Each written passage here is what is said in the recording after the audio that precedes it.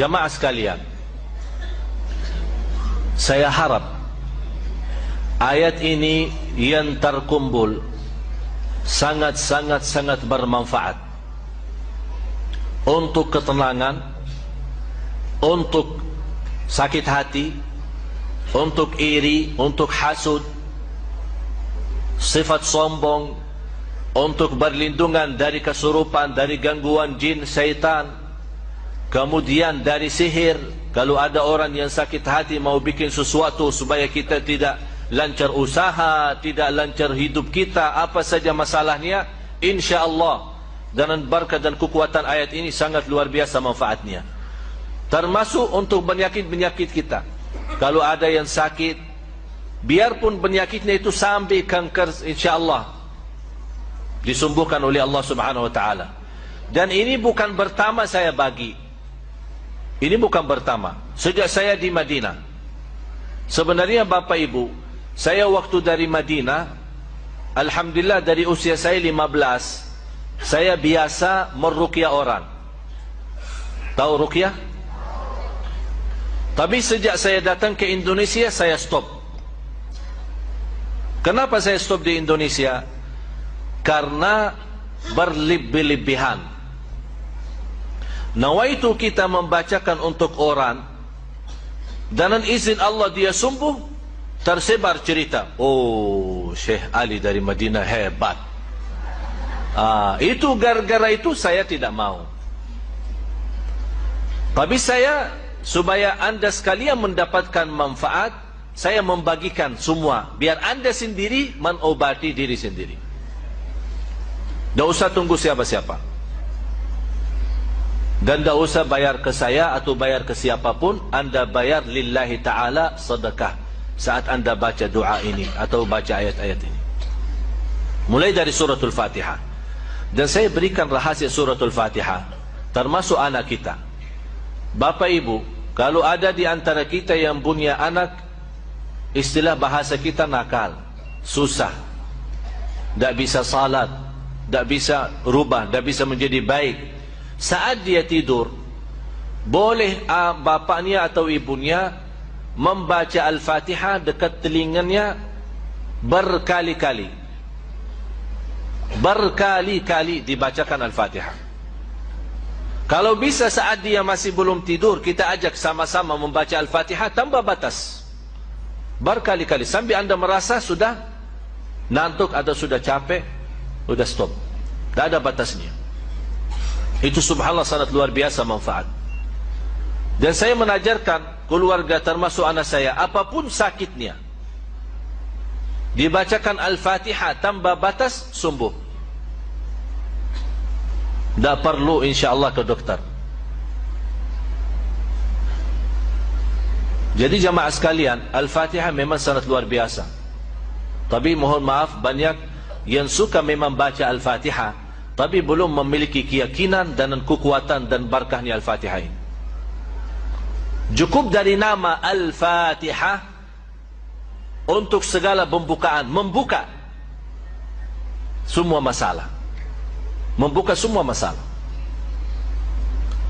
Selainkan suratul Fatihah, dari awal suratul Baqarah, kemudian ayat Al-Kursi, 3 ayat yang terakhir suratul Baqarah juga, dan ayat-ayat nanti insyaAllah semua akan dapat kopiannya.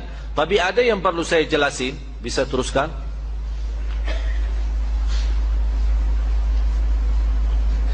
Ini 5 ayat suratul Baqarah. Terus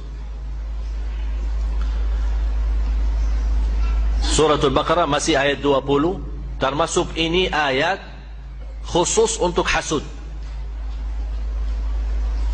Tapi tidak bisa, istilahnya tidak bisa hanya mengambil satu-satu. Diusahakan dibawa ayatnya semua. Dan tidak harus setiap hari. Kalau anda melihat, terlalu banyak ayatnya, nanti membuat malas, tidak usah setiap hari. Dia bisa seminggu sekali, setiap 3 hari sekali. Artinya diusahakan rajin. Jangan sampai tertinggal lama tidak baca. Sudah jelas? Terus, ini juga ini untuk menolak hasudnya orang. Kalau kita punya usaha, ada orang yang suka iri atau suka hasud kita, InsyaAllah ayat 20 sama ayat 69 akan melindungi kita dari hasudnya orang. Terus ini juga termasuk untuk hasud. Jadi 3 ayat, 20, 69 sama 109. Ini semua ayat khusus untuk menolak hasudnya orang terhadap kita. Hasudnya terhadap hidup kita, bahagia kita di rumah tangga, usaha kita, apapun yang terkait dalam kehidupan kita sehari-hari. Terus ini ayat Al-Kursi sama ayat selanjutnya. Terus lagi. Teruskan. Ini semua ayat-ayat masih di suratul Baqarah. Tapi yang penting saya mau akan jelaskan cara-cara untuk memakai, bagaimana cara berobat, menobati diri sendiri atau menobati orang lain. Artinya orang lain ya, anak kita, suami kita, istri kita. Udah muazzan. Ya, jangan kemana-mana, sesaat lagi kita kembali.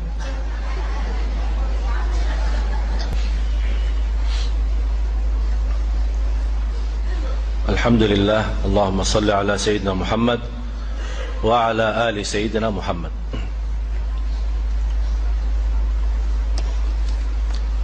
Ya, terus ini juga termasuk ayat melindungi kita dari hasud. Surat An-Nisa 54.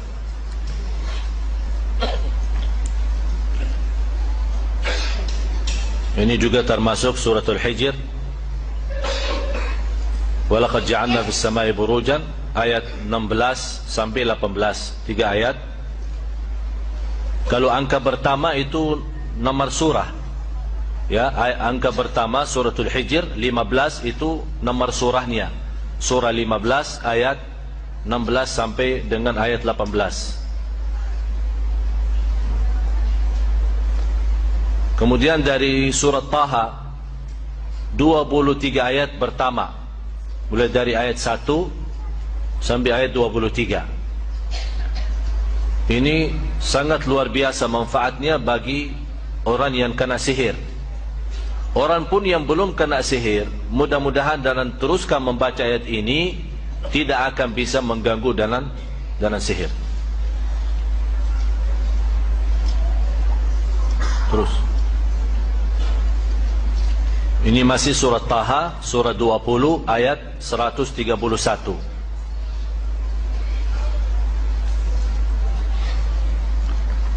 Kemudian surah As-Saffat mulai dari ayat 1 sampai ayat 10. Terutama surah As-Saffat ini termasuk sangat bagus untuk orang-orang yang kena kesurupan atau kena gangguan jin, syaitan. Dan termasuk orang yang sering baca 10 ayat ini, InsyaAllah sangat membantu menghilangkan was-was. Ada orang suka selalu was-was. Artinya suka was-was ya, kadang salat suka was-was, ini salat rakaat yang ketiga atau 4. Kadang-kadang dalam salatnya apakah suka baca Al-Fatihah atau belum. Kadang-kadang was-wasnya apakah sudah baca Qul Hu belum. Kadang-kadang saking was-was dalam rukuk malah baca Subhan Rabbiyal A'la.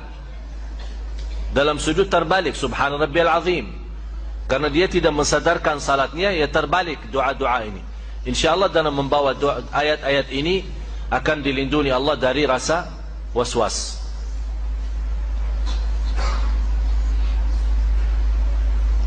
Terus surat Tabarak, terutama 14 ayat pertama, mulai dari ayat 1 sampai ayat 14. Kalau bisa teruskan saja sampai habis. Kenapa sampai habis? Karena 14 ini memang untuk melindungi kita dari godaan, termasuk godaan hawa nafsu, termasuk juga dari hasud, dari sakit hati orang, dari iri, dari sihir, dari gangguan jin syaitan.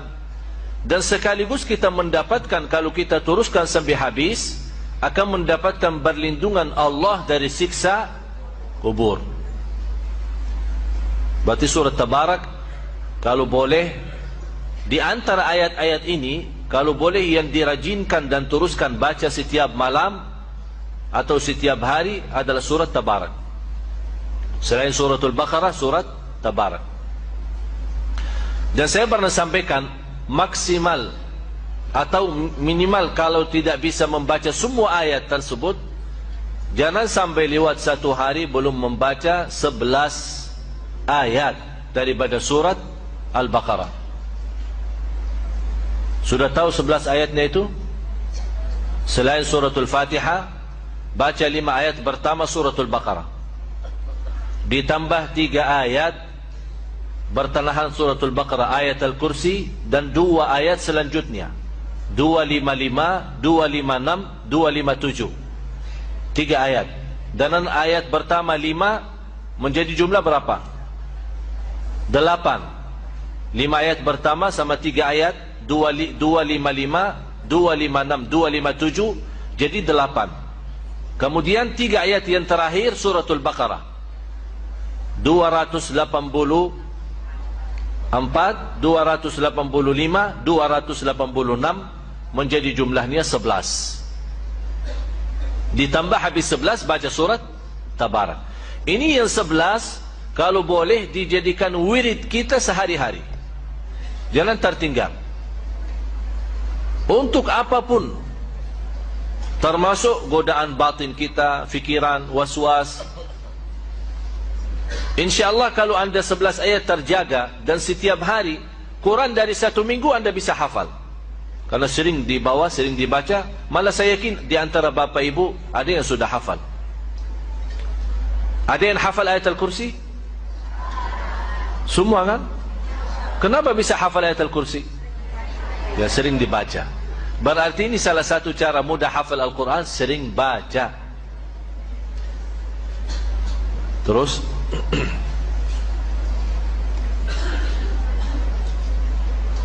ini suratul Qalam.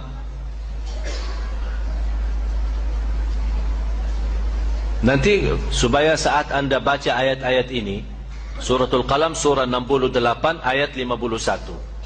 Saat anda baca ayat-ayat ini, tolong buka nanti Al-Quran di rumah, baca terjemahannya, artinya. Kenapa? Supaya saat anda baca ayat ini, anda bisa mengerti maksud daripada ayat ini, memahami isinya, supaya anda saat baca merasa bagaimana berkahnya ayat dan kekuatan ayat ini untuk bermanfaat bagi kita, lahir maupun batin. Nah, terus surah At-Taubah, surah ke-9 ayat 14 sama 15. Terus ini semua ayat yang saya jelaskan ini semua ada di kopiannya ya. Tinggal insyaAllah semua mudah-mudahan dapat. Terus ada yang sudah dapat? Kayak ini ada sebagian dapat sana. Ya udah nanti. Ya nanti diatur habis salat insyaallah masing-masing dapat. Ada hampir 1000. Mudah-mudahan yang tidak dapat kali ini insyaallah jangan khawatir. Insyaallah kita hari Jumat subuh kita ketemu lagi, insyaallah dapat insyaallah.